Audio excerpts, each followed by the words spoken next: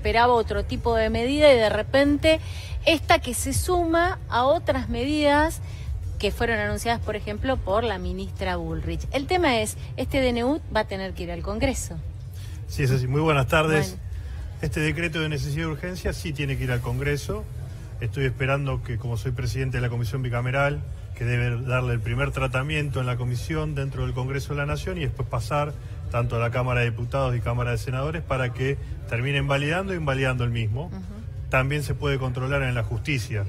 Tenemos que decir que no es un decreto de necesidad y urgencia, a pesar de que tiene, dicho por el presidente de la Nación, una necesidad y urgencia para poder avanzar. Esto es lo que le puede cuestionarle la constitucionalidad. La constitucionalidad, la cuestión técnica, y seguramente el Congreso de la Nación ya la oposición ha levantado la voz en este sentido.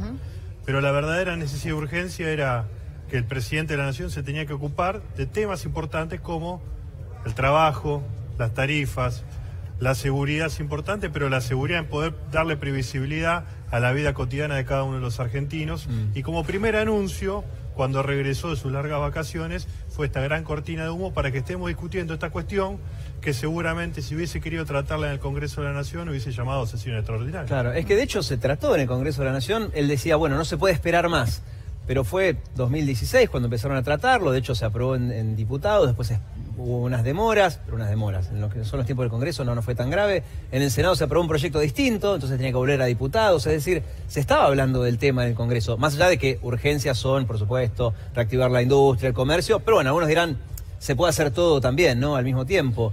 Tengamos en cuenta que para que un decreto de necesidad y urgencia pueda ser emitido, tiene que haber circunstancias excepcionales.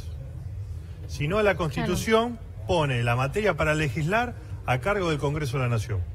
Y el Congreso de la Nación tiene que construir una mayoría para poder dictar una ley.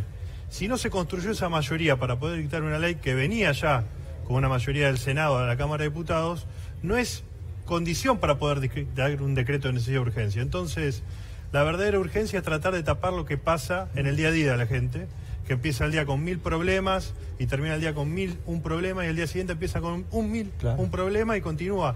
Y esto es lo que sucede cuando tratan de dar golpes de efecto, violentar las instituciones, generar mayor descreimiento en las instituciones, tanto en el Poder Judicial, Poder Ejecutivo y en el Poder Legislativo, con este decreto que es una nueva modalidad que utilizó todo y cada uno de los años a comienzo de su mandato. Empezó con un decreto presentando jueces, después forzando la ley con ART, forzando el verano pasado con la modernización y en este caso forzando el año electoral, instalando un tema para que estemos debatiendo y no hablemos de las cosas importantes. Ahora, a prima facie, como usted, siendo usted presidente de la Comisión Bicameral, donde se va a tener que tratar este decreto de necesidad de urgencia y sin tratar de pasar por encima de lo que van a opinar los demás legisladores, lo más cuestionable es justamente que sea un DNU, un decreto de necesidad de urgencia, porque unos hablaban, por eso le preguntaba de la constitucionalidad, de la necesidad de quizás, por ejemplo, hacer reformas al código, a los distintos códigos. La retroactividad también era ¿Qué es lo más polémica? Cuestionable? Primero y principal, que en el Congreso se está debatiendo este tema. En segundo lugar, no se pueden hacer anuncios livianos para resolver cuestiones que no se terminan resolviendo, porque la ciudadanía pone la expectativa en ese lugar y, por supuesto, cuando no ve la solución, las instituciones quedan con una gran deslegitimación.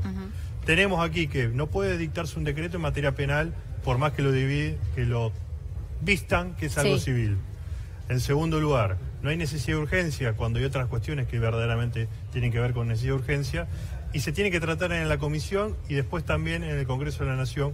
Y había una gran mayoría construida en el Senado de la Nación que había mandado ese dictamen a la Cámara de Diputados y el oficialismo actual es el que no quiso tratarlo, con lo cual se puede volver a tratar, se puede derogar y construir una ley que le sirva a la Argentina para poder salir adelante. Y aclarado que no era necesario un decreto, porque no era algo necesario ni menos urgente cuando el mismo Congreso está tratando el tema.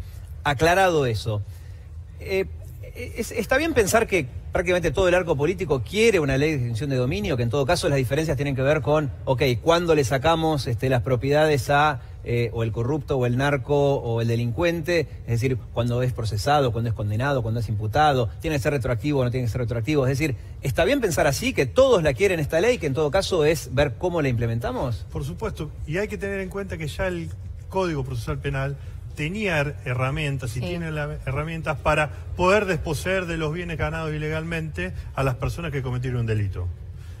Entonces, ¿qué es lo que estaba fallando? La justicia.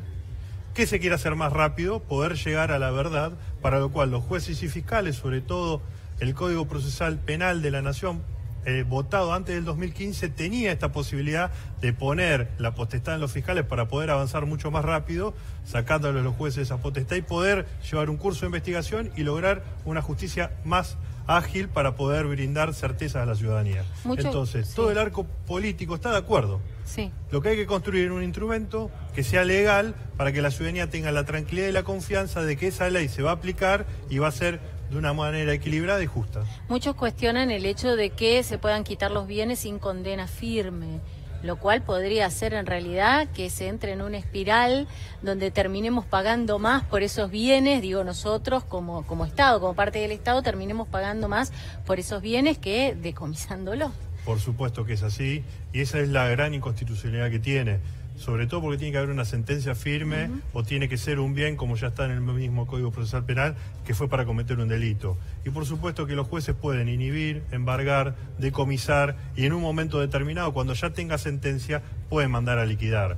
Queda en manos de la justicia en este sentido, y si construimos una herramienta tiene que ser para que la ciudadanía esté tranquila, para llevar paz y principalmente construir certezas, que no hace este decreto eso. Por lo que vemos, tanto el Frente para la Victoria, gran parte del peronismo también, tiende más a pensar que una persona tiene que ser condenada para que recién ahí se pueda trabajar con la extinción de dominio, más que en grado de imputación o procesamiento. Pero la otra duda es, ¿qué hay respecto a esto de invertir la prueba?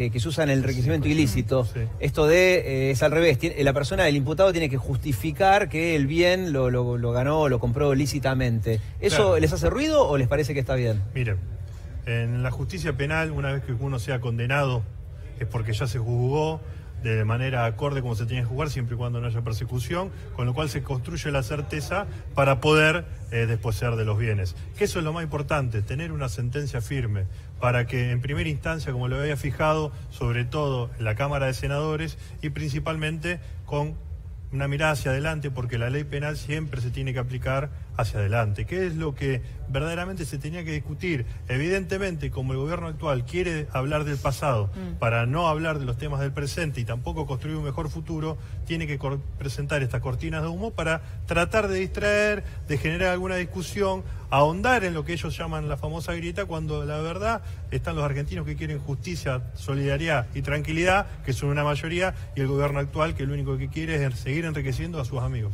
Diputado Clery, muchas gracias por haber venido. Muchas gracias a ustedes, muy buenas tardes. Muy amable. Gracias.